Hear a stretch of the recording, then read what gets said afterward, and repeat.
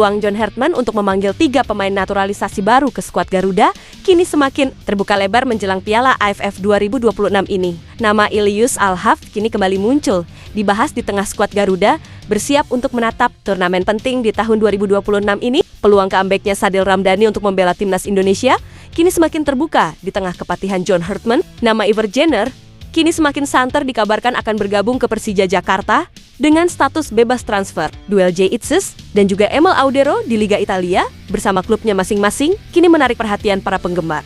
Jadi, Space 11 kini akan coba mengulas informasi selengkapnya di atas sebagai berikut.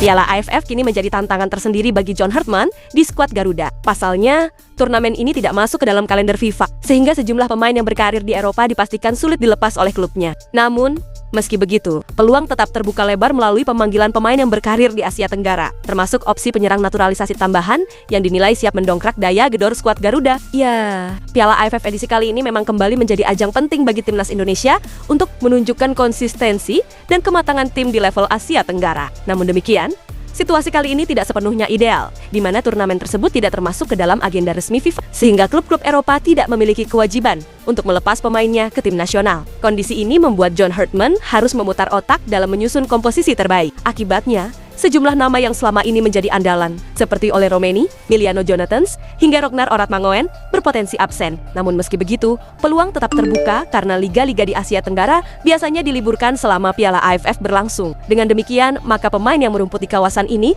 masih bisa dipanggil tanpa kendala berarti. Selain memaksimalkan pemain yang sudah tersedia, maka opsi naturalisasi kembali menjadi sorotan, di mana dalam beberapa tahun terakhir, strategi ini terbukti mampu meningkatkan kualitas tim secara signifikan. Oleh karena itu, sosok John Hartman kini dinilai dapat mendorong PSSI untuk mempercepat proses naturalisasi sejumlah penyerang berpengalaman yang sudah lama berkarir di Indonesia maupun Asia Tenggara. Salah satu nama yang paling santer dibicarakan adalah Ciro Alves. Ya, penyerang asal Brasil ini telah mengajukan proses menjadi warga negara Indonesia sejak akhir Desember tahun 2021 kemarin. Langkah tersebut diambil karena Ciro Alves telah memenuhi syarat sesuai Undang-Undang Nomor 12 Tahun 2006 tentang Kewarganegaraan Republik Indonesia, di mana sejak 2019 ia telah menetap dan berkarir di tanah air secara berkelanjutan. Meskipun usianya sudah menginjak 36 tahun, namun ketajaman Ciro Alves belum memudar. Bersama Malut United di musim ini, ia mampu mencetak 7 gol dan 2 assist dari 17 pertandingan. Catatan tersebut menunjukkan bahwa pengalamannya masih sangat relevan untuk kebutuhan timnas Indonesia, khususnya di laga-laga krusial.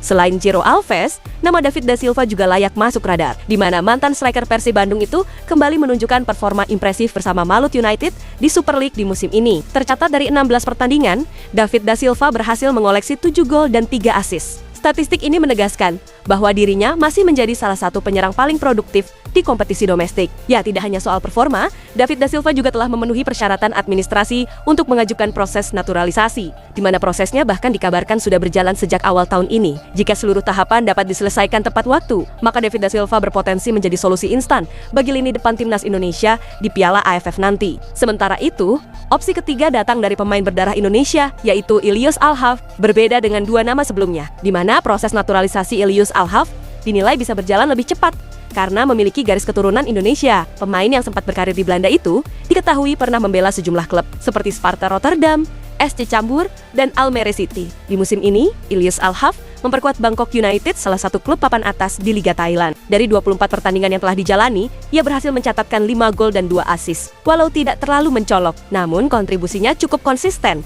dan menunjukkan fleksibilitas bermain di berbagai posisi lini serang. Dengan pengalaman bermain di Eropa dan Asia Tenggara, maka Ilius Al-Haf dinilai mampu beradaptasi cepat dengan gaya permainan timnas Indonesia. Kehadirannya juga bisa menambah variasi serangan, terutama di saat menghadapi lawan yang bermain bertahan. Jika PSSI dan tim pelatih mampu mengelola proses administrasi dengan baik, maka peluang timnas Indonesia untuk tampil kompetitif di Piala AFF nanti semakin terbuka lebar.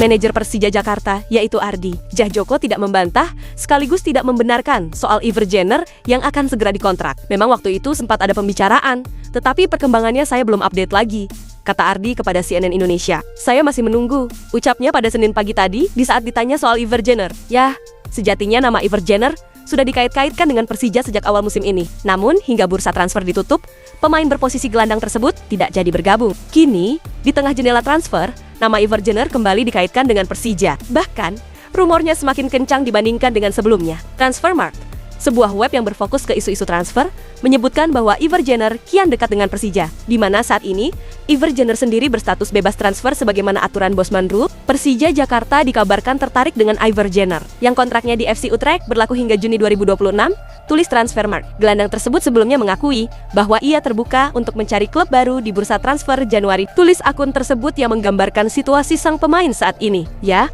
tampilnya diaspora ke Super League memang mulai ramai di musim ini. Setidaknya ada Jordi Amat Tomhey, Eliano Reinders, Rafael Struijk, dan Jens Revien yang sudah bergabung. Pertanyaannya, akankah Iver Jenner akan berkiprah ke Super League di musim ini? Ya, hal ini tentu menarik kita nantikan. Apalagi di musim ini, pemain 22 tahun itu semakin tidak mendapatkan tempat di FC Utrecht.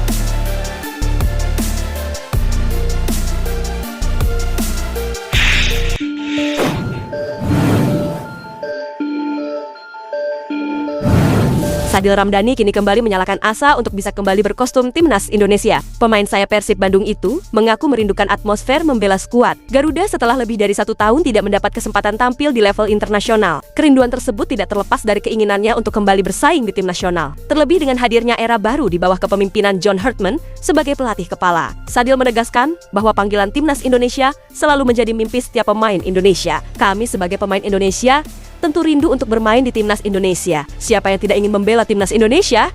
Semua pasti ingin, kata Sadil Ramdhani. Ya, bagi Sadil, peluang comeback bukan sekadar soal nostalgia, di mana ia ingin kembali membuktikan kualitas dan kemampuannya untuk bersaing dengan pemain lain demi satu tempat di skuad tim. Merah Putih selalu ingin membuktikan diri bahwa kami itu bisa juga untuk bersaing di timnas Indonesia, katanya menjelaskan. Ya, penunjukan John Hartman sebagai pelatih baru timnas Indonesia pun disambut positif oleh Sadil, di mana ia berharap pelatih asal Inggris itu bisa merasa betah berada di Indonesia agar proses pemantauan pemain, khususnya yang berkarir di kompetisi domestik, berjalan maksimal. Menurut Sadil, dukungan publik dan lingkungan yang nyaman akan sangat membantu John Hartman dalam menjalankan program jangka panjang bersama timnas Indonesia. Harapan saya adalah dia nyaman untuk tinggal di Indonesia.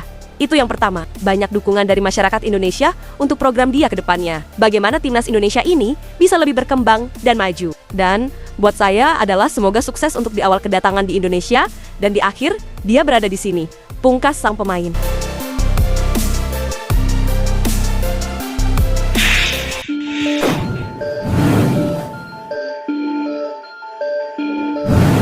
Pesona Jade Sess yang merumput bersama Sassuolo di Liga Italia kini terus menjadi sorotan. Kapten timnas Indonesia itu sukses menjadi pemain kunci sejak bergabung dengan Sassuolo di musim panas kemarin. Posisi Jade Sess nyaris tak tergantikan di jantung pertahanan klub berjulukan Nero Verdi itu. Di musim yang sedang berjalan ini, Jade Sess pun sudah mencatatkan 19 penampilan di ajang Liga Italia. Penampilan Jade Sess pun menarik perhatian penonton Eropa. Dari 19 pekan pertama Serie A di musim ini, sebanyak 7,56, 4,253 orang menyaksikan Jade Sess dan Sassuolo melalui saluran DAZ. Angka tersebut menempatkan mereka sebagai tim ke-11 dengan jumlah penonton tertinggi. Pilar timnas Indonesia lainnya, yaitu Emil Audero, juga menarik minat banyak penonton bersama Kremanis, di mana aksi sang kiper dilihat oleh 7,481,783 pecinta sepak bola. Berkarier di kompetisi yang sama membuat Jade Sess dan Emil Audero harus bertemu sebagai lawan. Dua pilar skuad Garuda itu akan bertemu di saat Sassuolo berjumpa Kremanis di minggu depan. Bicara soal perjalanan karir, Emil Audero memang lebih dulu mencicipi kompetisi di Italia, di mana ia mengawali kisah bersama Juventus pada 2016